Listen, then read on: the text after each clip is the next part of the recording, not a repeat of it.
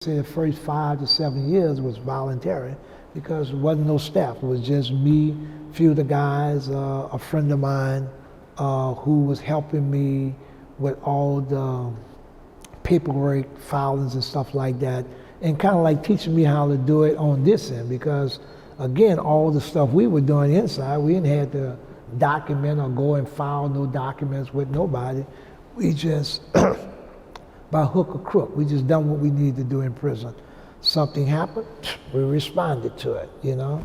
It wasn't like we was on butcher block trying to figure out, well, tomorrow we're gonna do this.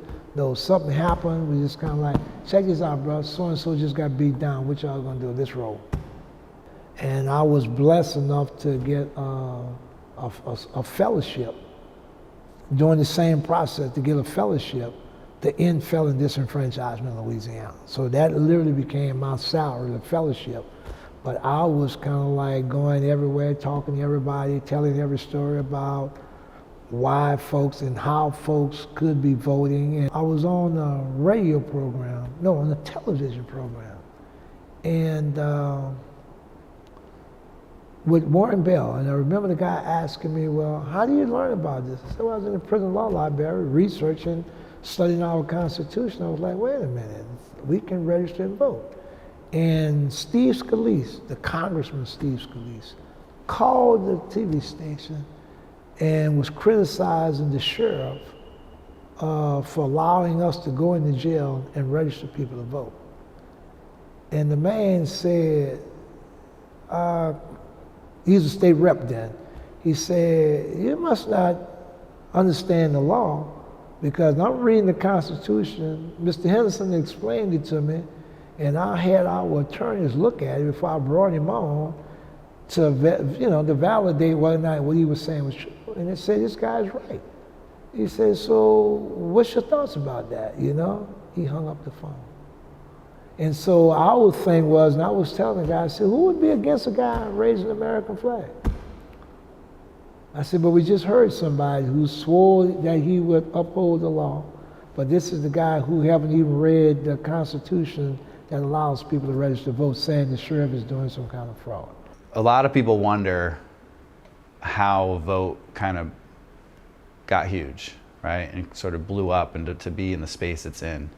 And I can tell you that it wasn't because, somebody on high, anointed vote and just said, you shall do this great work for the community. It really was grassroots organizing, and it was vision, and it was perseverance. And Norris Henderson could have got a fancy job anywhere. Norris Henderson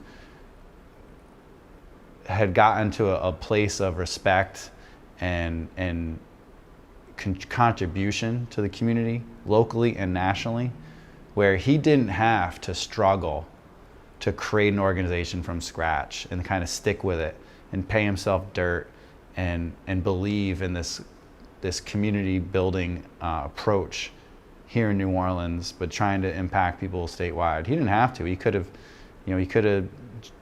joined the ACLU, joined a whole lot of things, but he believed in what he and others were trying to build.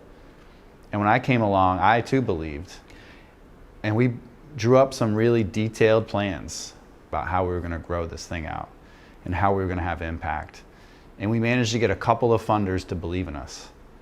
And then we were able to hire up some people and grow by a little bit. And we had an idea of particularly the type of people we wanted. Right? We wanted a range of skills, of course, because we wanted to cover all the things that we're currently doing.